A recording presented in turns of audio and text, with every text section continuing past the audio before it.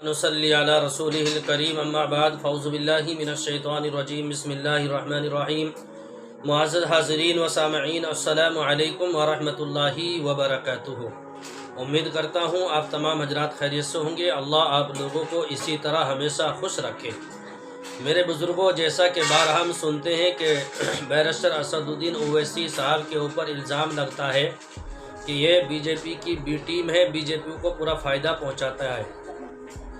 और ये भी लक़ब किन्होंने दिया है, जो दुश्मन पार्टियां हैं वही मुसलमानों के अंदर भेदभाव पैदा करने के लिए, ताकि लोग इस शख्स से ना जुड़ सके, इस शख्स को के हाथों को मजबूत ना कर सके। इसलिए उन्हीं मुखालिफिन पार्टियों ने जो है लोगों मुसलमानों के दिलो दिमाग में इस बात को बिठा दिया है कि ओवैसी के आने से मुखालिफिन जो पार्टियां हैं उनको फ़ायदा हो जाता है, यानी बीजेपी को फ़ायदा होता है।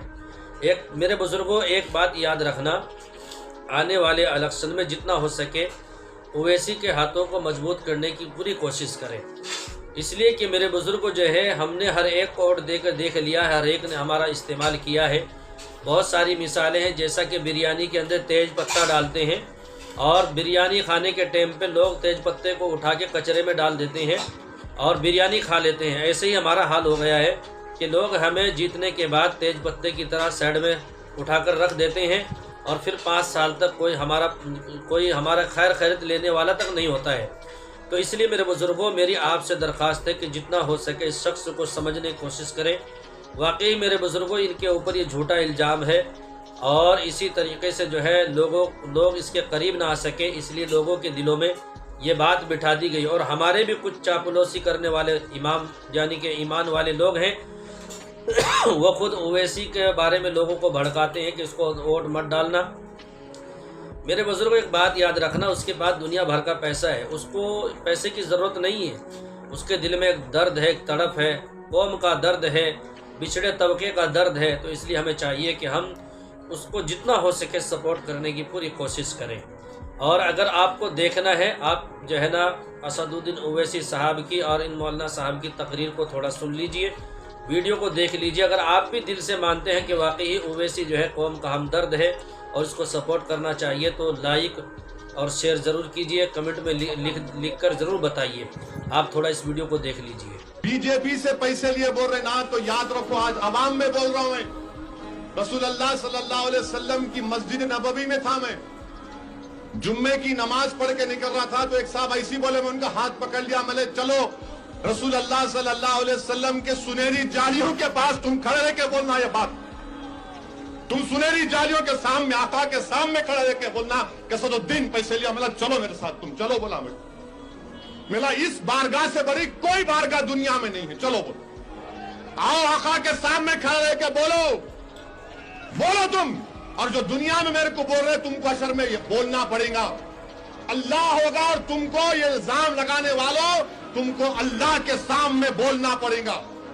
तुम तैयार हो जाओ उस दिन के लिए। तुम मेरे को बोलते, अरे मुझे जुनून है मजलिस को फैलाने का। क्या गुनाह है मजलिस को मैं फैलाऊंगा तो? कौन सा गुनाह कर रहा हूं मैं? पैसे लिए। अरे तुम्हारी तरबियत पैसों के ऊपर हुई होगी, मेरी तरबियत ईसार और कुर्बानी पर हुई है। दरअसल बात यह है, एमआईएम के लिए ये जो नारा दिया ना, ये बी टीम है, ये नारा भी दुश्मनों ने दिया है मुसलमानों को। क्यों? कि अगर बी टीम नहीं कहेंगे तो लोग इनके करीब हो जाएंगे। इसलिए लोगों को बता दो, नहीं ये बी टीम है, ये तुम्हारी नहीं हमारी है।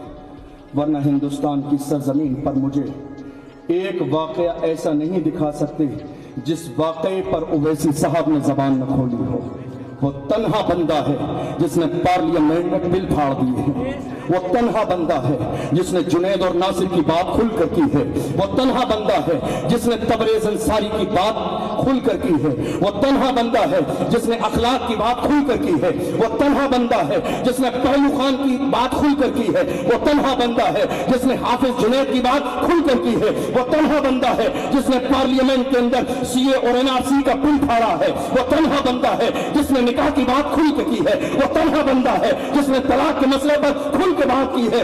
और उसके बावजूद अफसोस, सब अफसोस कि हमारी कौम के बहुत सारे अंधे लोग आज उस बंदे को कह